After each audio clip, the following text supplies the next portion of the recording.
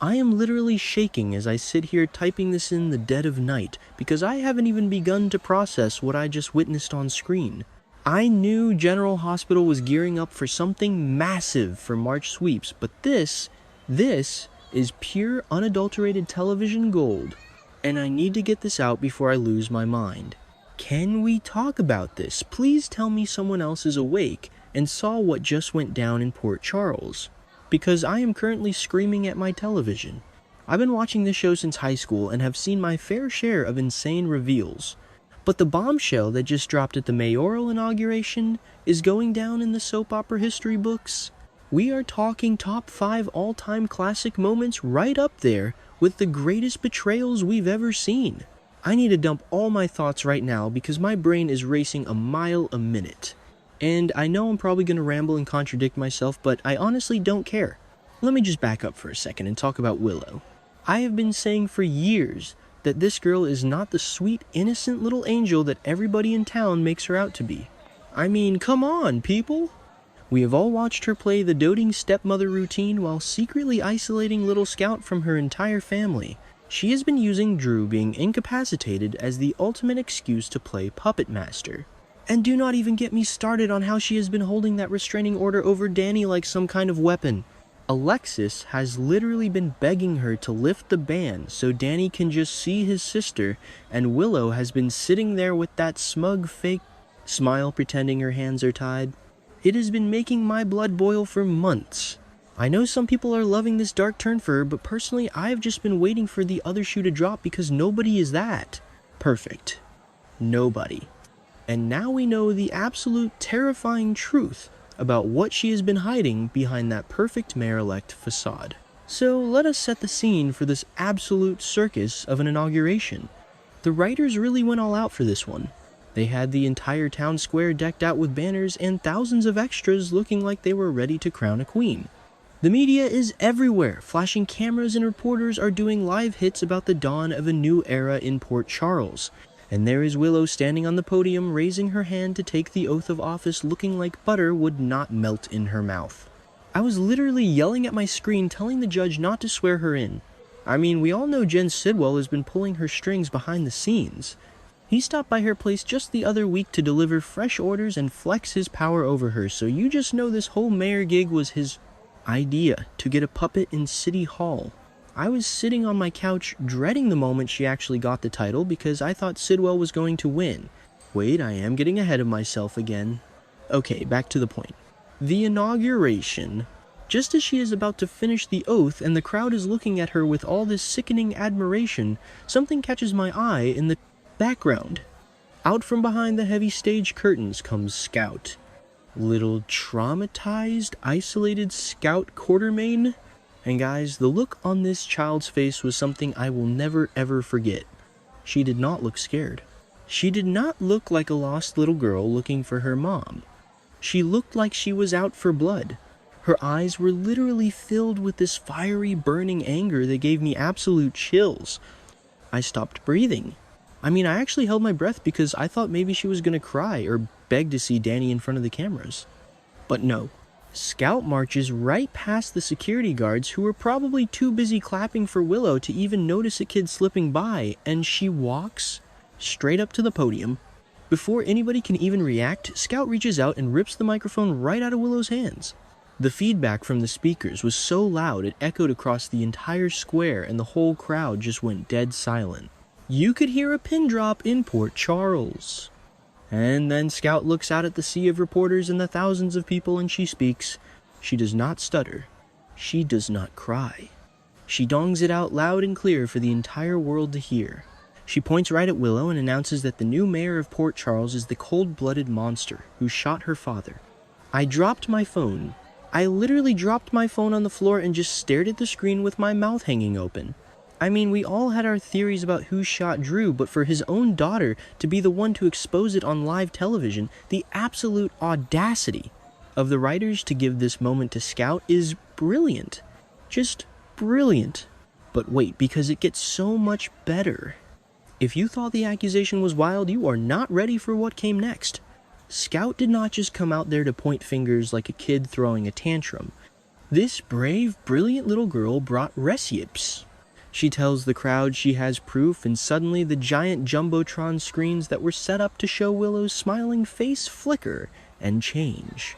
I do not know how Scout got her hands on this footage or who helped her set it up, but suddenly there is a video playing for the entire town to see.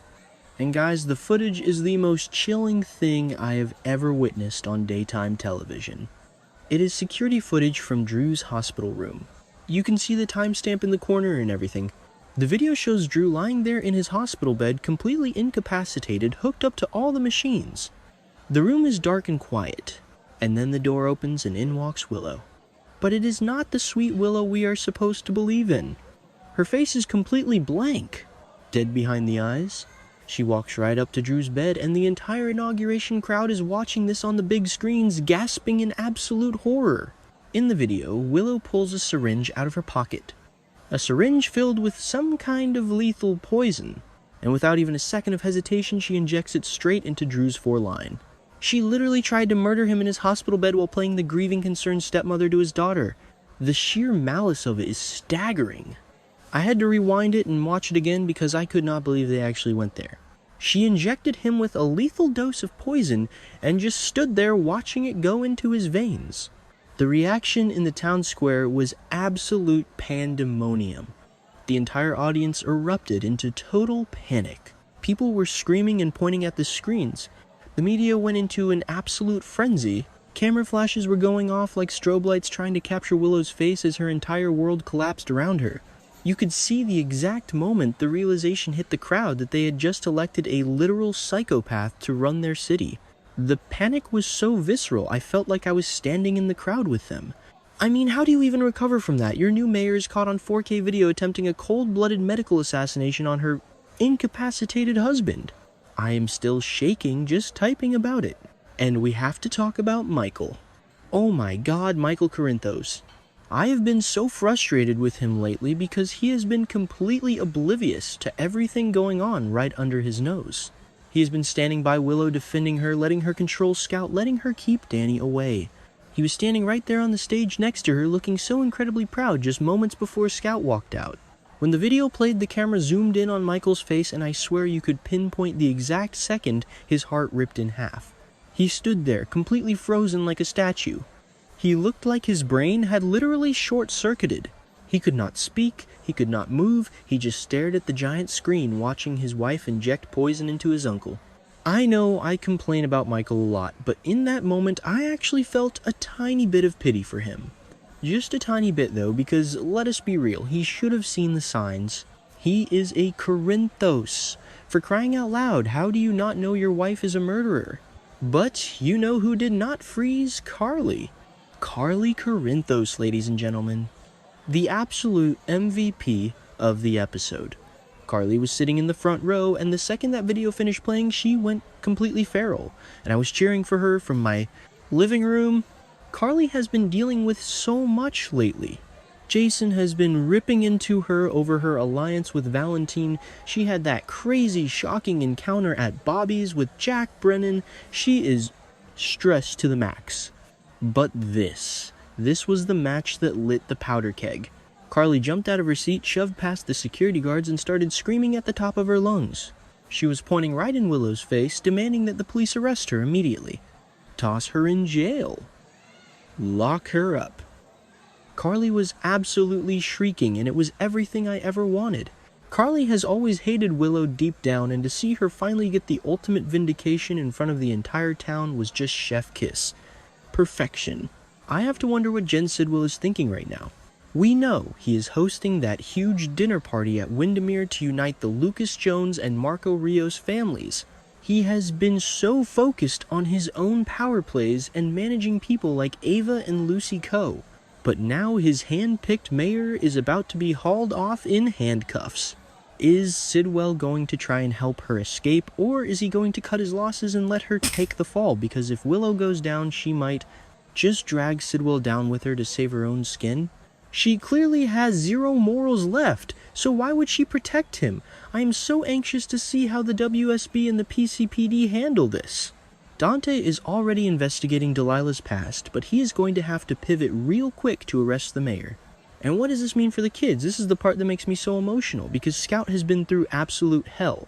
She has been used as a pawn, a literal plot device by the adults in her life.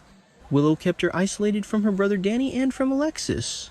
But now that Willow is exposed as an attempted murderer, there is no way that restraining order holds up. Alexis has been fighting so hard to get Danny and Scout under the same roof. Jason has been trying to support Danny through all the grief of losing Sam.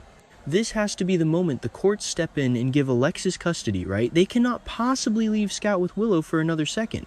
I am predicting right now that Alexis is going to march into family court tomorrow with that video footage and completely destroy Willow's legal rights to that child.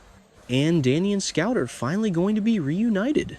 If the writers do not give us that reunion hug between Danny and Scout, I am going to riot.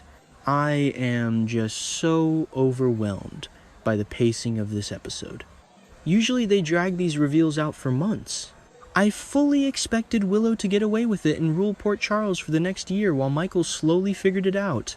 But to have Scout be the one to do it, to have a child be the one to stand up and say enough is enough, it completely flips the script. It gives the agency back to the victims. Scout was not just a prop today, she was the hero of Port Charles. She took down a corrupt politician and an attempted murderer, all before dinner time. Am I the only one who thinks this might tie back into the Valentine and Carly stuff too, because Valentine is planning to sneak around the Windermere catacombs during Sidwell's party, and Jack Brennan is warning Jocelyn about a traitor in the WSB. What if Willow got the poison from someone connected to Ross Cullum? What if Sidwell's orders to Willow were part of a much bigger conspiracy? My mind is going in a million different directions, and I know I am probably reaching, but when the show fires on all cylinders like this, you cannot help but theorize. I am going to be up all night reading the forums and seeing what everyone else thinks.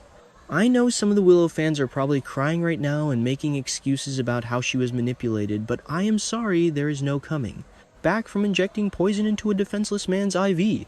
You cannot blame that on Sidwell. That is pure evil. I cannot wait for tomorrow's episode. I need to see the handcuffs click on her wrists. I need to see Michael's tears. I need to see Carly gloat. General Hospital, you have absolutely outdone yourselves, and I am here for every single second of the fallout. Let me know what you guys thought, because I seriously need to talk about this before I explode.